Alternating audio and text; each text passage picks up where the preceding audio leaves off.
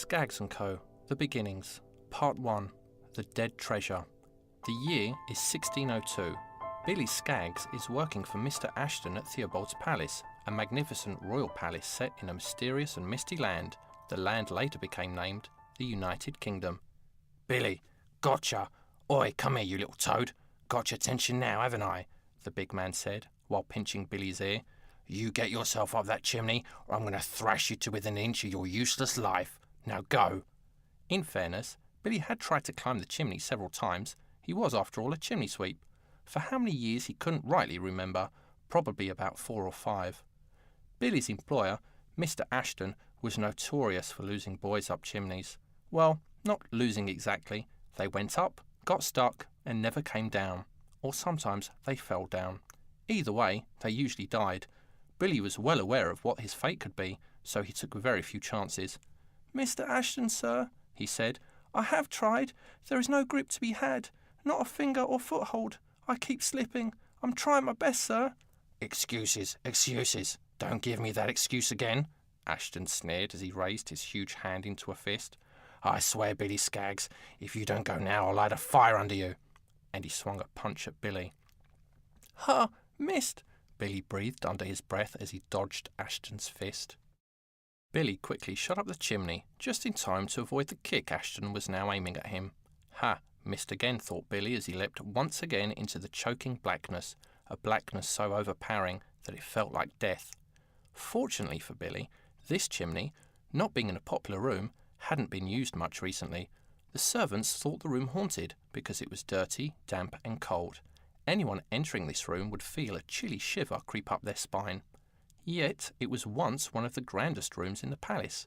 Her Majesty, Queen Elizabeth I, used it as her own personal bedroom when she visited. However, the room had hardly been used since her last visit.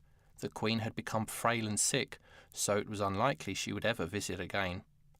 Billy had heard all the gossip about the Queen's comings and goings, along with the local folklores, superstitions and rumours. Not many people ventured into this room these days, as many believed the room to be haunted by ghosts. Billy didn't believe in ghosts, which is probably why Ashton took him along for this particular chimney. That, and the fact that one of Billy's biggest assets as a sweep apprentice was that he had a huge head of hair, a marvellous amount of the wiriest, thickest, blackest hair. Ashton thought it was a bonus, as the hair made an additional makeshift broom, all the better to clean with. Billy didn't know it, but he was one of Ashton's most valued assets. Today, the curtains had been pulled back to let the light in, accentuating the tattiness of the room.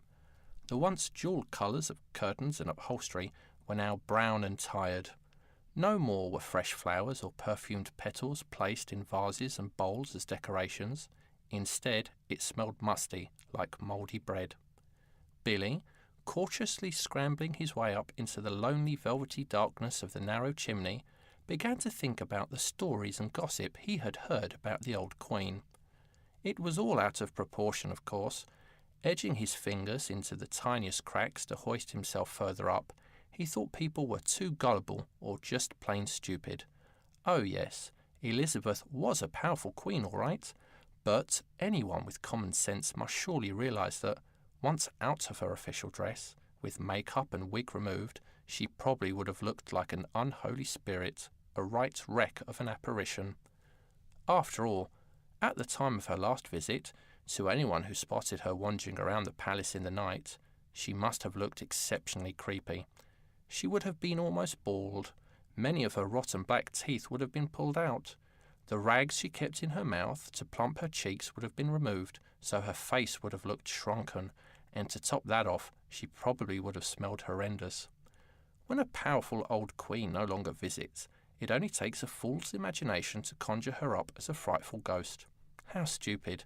There's no such thing as ghosts, thought Billy as his foot slipped and he only just managed to fumble a toehold in the brickwork. Focus, Billy thought to himself. You won't last long up here if you go on daydreaming.